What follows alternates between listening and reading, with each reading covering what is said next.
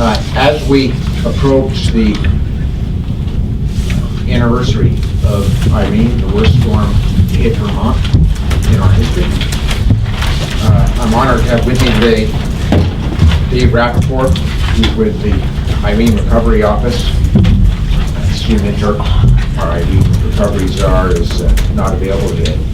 We have Asah Rowles, who has been extraordinary up in the Mad River Valley in helping to ensure that we have a strong recovery up there. Thank you, Asah. And David Coates, who you all know, is chair of the Vermont Long-Term Recovery Committee. As we approach the anniversary of Irene, as you know, it is our commitment to rebuild this state better than the way Irene found us. We have so much to be proud of in the progress that we've made, and we have to remember that we have so much more to do. And those who still aren't in their own homes, those still who don't have the businesses that they lost, those who don't have the family members that died in the storm, continue every day to face tremendous challenges and continue to need our support, both in terms of our emotional support and our financial support. We're going to commemorate Irene starting on August 25 with a 4-day visit to communities that were so severely impacted by the storm. I'm looking forward to getting to as many of those communities as I possibly can within 4 days to not only thank the people who worked so hard to get us as far as we've come, but also to hope that we can re-energize and recommit ourselves to a full recovery.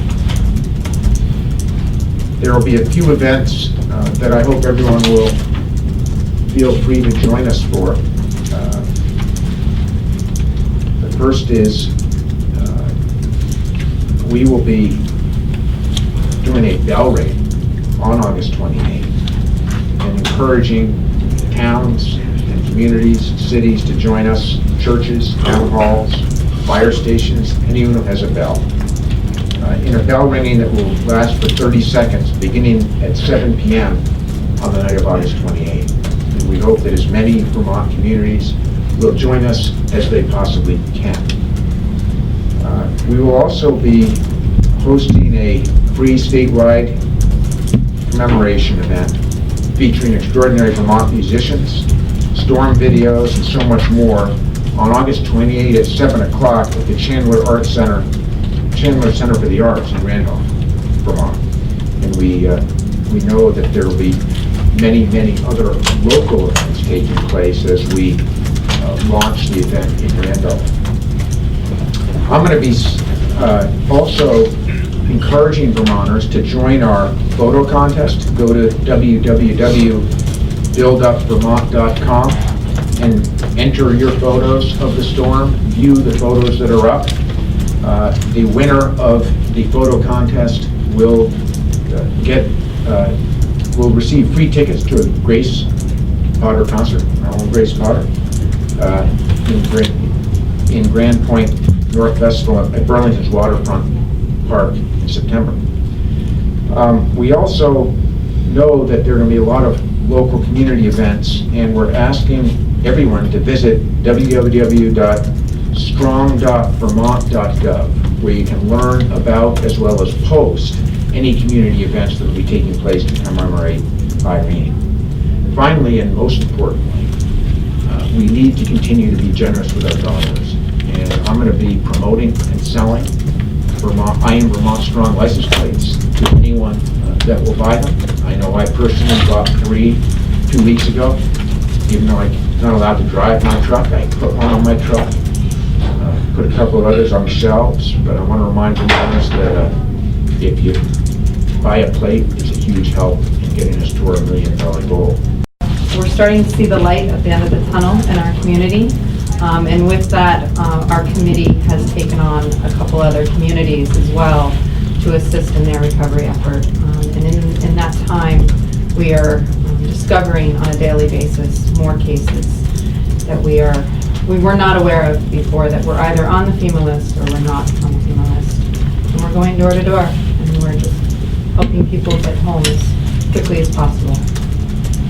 I have some good news, and I have some bad news. So let me share the good news with you first. We all heard about the I Am Vermont Strong license plates, and what I want to do is give you a recap where we are as of today, or as of August 6th. Thank you, because I don't do those numbers. I know you don't, that's why I'm doing it. We've sold over 27,000. We've raised over $490,000. This is all in the bank. And then we have about 4,000 that are with vendors, and those monies will be coming in. So we're over halfway there when those monies will come in over the next 30 days.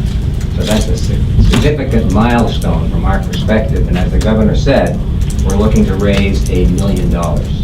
So you're going to see us all around the place. We'll be at the fair, we'll be at the Keegan Bradley adult event, which I think you're aware of, that's coming up on the 27th of August down in Woodstock.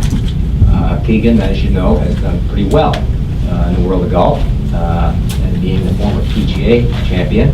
So he's going to be down there raising money for us. It will all go into the Vermont Disaster Relief Fund. And another thing you should remember about the Vermont Disaster Relief Fund is that every dollar raised goes to the survivors. There's no administration fee whatsoever. We've gone out and raised that specifically for that. So every dollar we have goes to them.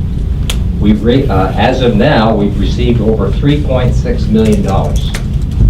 And $1.6 million of that has been allocated out to 128 different cases. These are families or individuals that have presented cases before our allocations committee and have received funding. So that part is going along really well. Now, the bad news is that we've only scratched the surface. You heard Asah mention that they're uncovering new cases every day. They're going door to door. This is not just in Mad River, this is throughout the state of Vermont. And as we do that, we're finding more cases that maybe didn't register with FEMA. And as a result, they still qualify for our funding. And in our case, we're the last funds available for survivors in the state of Vermont. And this is significant because this is the last stop, so to speak. And we pretty much are comfortable now where we are with our caseload, in that the disaster case management program has identified over 700 cases. And we have over 100 cases that have just come in the last few weeks. So anything is probably going to climb rather than the fall. So I was just using those numbers to see what is our unmet need. The governor alluded to it, because at the end of the day, this is what we have to do for Vermonters. We've got to provide the funding for them. And our average caseload is just a little under $12,000. So let's just use the 700 cases.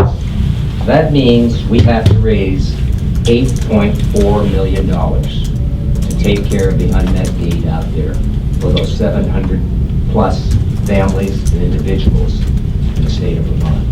Now that's a huge number. As you know, we've raised 3.6. We spent 1.6. So we have kind of like a down payment on that of $2 million. The rest of it we've got to find through selling license plates. Every $25 that's spent on a license plate, we get $18. $2 goes to the Vermont Food Bank, another very valuable part of this infrastructure that we have in the state of Vermont. And then the other amount goes to produce the plate. So, as I said, we're the fund of last resort. We're right down to the last 700 cases. Recovery starts best and ends best at the local level. We're a statewide organization, not a state organization, a statewide organization, and then we coordinate our efforts with all of the local recovery committees. And I think things are going pretty well at this point. So I would just urge everyone to buy a license plate. $18 goes to the Vermont Disaster Relief Fund. As a matter of fact, I think probably the top retail seller may be Dick Mazza, Senator Mazza. I stopped over there today before I came, and Dick has sold over 700 plates at his store alone. And, pardon? Senator's not white, I think it's medium. Oh, that's good, we need a contest. But it was interesting, I was on my run the other day, and on the way back, which is less than a half a mile as I was completing, I was on 127, and I counted 23 I Am Vermont Strong plates at 7 o'clock in the morning. So, people are buying them, but we need everyone to buy more. Everybody in this room, go for it. That's all I have, except, again, that we really are Vermonters, and we take care of Vermonters. That's what it's all about.